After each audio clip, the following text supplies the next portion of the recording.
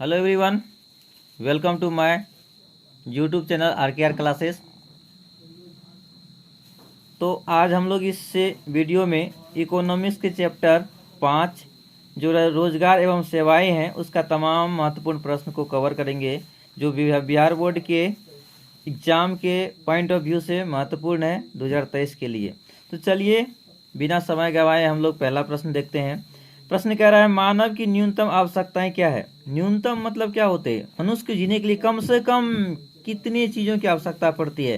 तो याद रखिएगा, मनुष्य को जीने के लिए कम से कम रोटी, कपड़ा और मकान। रोटी, कपड़ा, ये मकान, तीन चीज़ मनुष्य की न्यूनतम आवश्यकताएं की चीज़ है। नेक्स्ट प्रश्न है कि भारत कैसा देश है। भारत एक कृषि प्रधान देश है। कैसा देश है? क्वेश्चन पूछेगा आपसे कि भारत कैसा देश है या भारत किस प्रकार के देश है।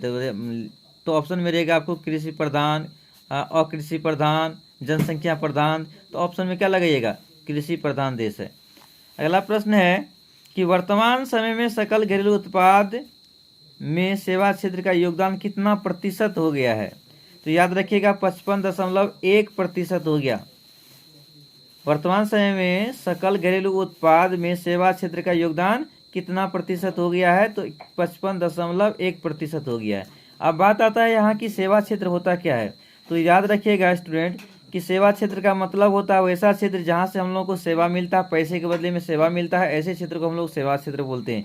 जैसे हो गया ब्यूटी पार्लर, बस, ये सब क्षेत्र जो है सेवा क्षेत्र कहलाता है। जहाँ पे हम लोगों को सैलून वगैरह हो गया, जहाँ हम लोग को पैसा के बदले में क्या मिलता है? सेवा मिलता है। जैसे टेलर वगैरह हो गया, हम लोग पैसा देते हैं और हम लोगों को सामान बना के दे देता है, तो ऐसे क्षेत्र को हम लोग बोलेंगे सेवा क्षेत्र।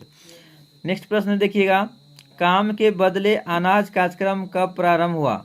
मतलब काम के बदले में अनाज देने का सिलसिला, ये कार्यक्रम कब स्टार्ट हुआ है, कब शुरुआत हुआ है हमारे देश में।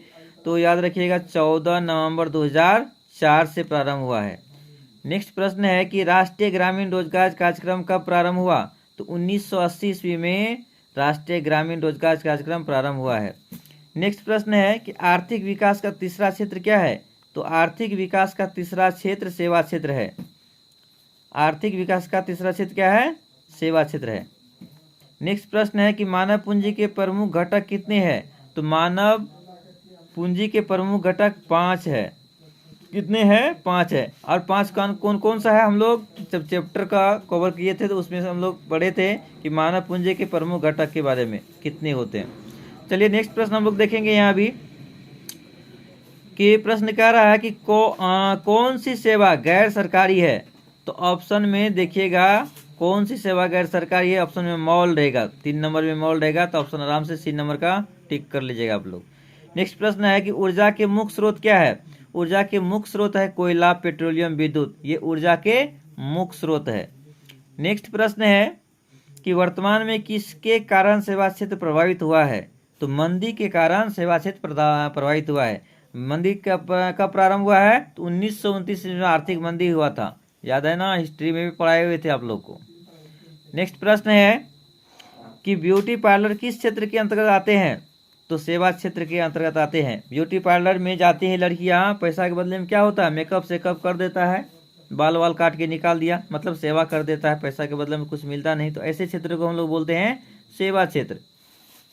नेक्स्ट प्रश्न है, हमें किस क्षेत्र से सबसे अधिक रोजगार प्राप्त होता है। तो सेवा क्षेत्र से ही हम लोगों को सबसे अधिक रोजगार प्राप्त होता है। नेक्स्ट प्रश्न है, ग्रामीण भूमिहीन रोजगार गारंटी कार्यक्रम कब प्रारंभ हुआ। तो 1983 ईस्वी में ग्रामीण भूमिहीन रोजगार गारंटी कार्यक्रम प्रारंभ हुआ। तो ये महत्वपूर्ण प्रश्न है चैप्टर 5 का, जो 2023 के एग्ज़ाम के पॉइंट ऑफ व्यू से महत्वपूर्ण है। तो ये सारे इम्पोर्टेंट क्वेश्चन को आप लोग याद रखिएगा, नोट कर लीजिएगा कॉपी में, ताकि ये एग्ज़ाम के समय और लगातार इसको देखते जाइएगा तो याद रहेगा और एग्ज़ाम के समय में आप लोगों को ये मददगार साबित होगा और अच्छा नंबर ला पाइएगा आप लोग। उम्मीद करते हैं आप लोग को ये वीडियो अच्छा लगा होगा या जानकारी अच्छा लगा होगा। अगर भी अच्छा लगा है जानकारी तो वीडियो को लाइक कर दीजिएगा प्लीज़, चैनल सब्सक्राइब कर लीजिएगा, एक प्यारा सा कमेंट कर दीजिएगा। जय हिंद।